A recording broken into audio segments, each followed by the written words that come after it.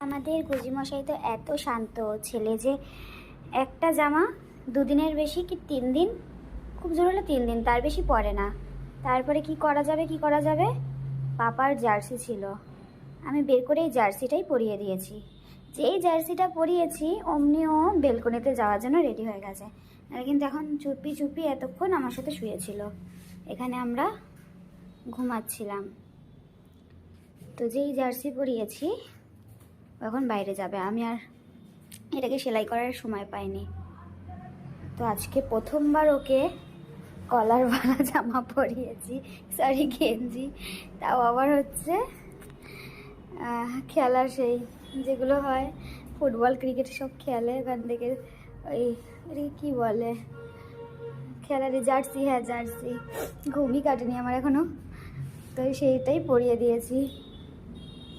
কত জামা ওকে দিয়েছে, এইটা তো 4 নম্বর জামা, এই 15 দিনে বোধহয় 4টে জামা, তাই না বেটু? এটা ছিঁড়বে না কিন্তু, ঠিক আছে? এটা আর এখন ছিঁড়বে না, এটা কদিন চলুক, তারপরে জামা, শীতকালে জামা পরে থাকতে হয়, ঠিক আছে? কি বললাম যে বেলকনিতে যাওয়ার জন্য তুত্তুর করছে, এই যে বেলকনিতে চলে এসছে, উঠিয়ে দিয়েছি, বসে পড়েছে। বিকি খাওয়া হয়ে গেছে, মাম্মার সাথে এদিক ওদিক পায়চারি হয়ে গেছে। তো এখন বেলকনিতে বসে বসে কালু দাদা, বিকি দাদা, সরি কালু দাদা, বিস্কুট দাদা, তারপরে ওই ভ্যানিলা আছে, বাটারস্কচ আছে, তাদেরকেও দেখে এখন বসে বসে। আর তার সাথে লোকজন তো আছেই, এখন লোকজন দেখছে।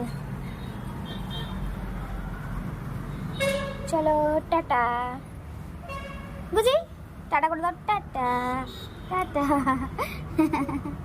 টাটা গুজি, বেটু বেতু বেতু বেতু।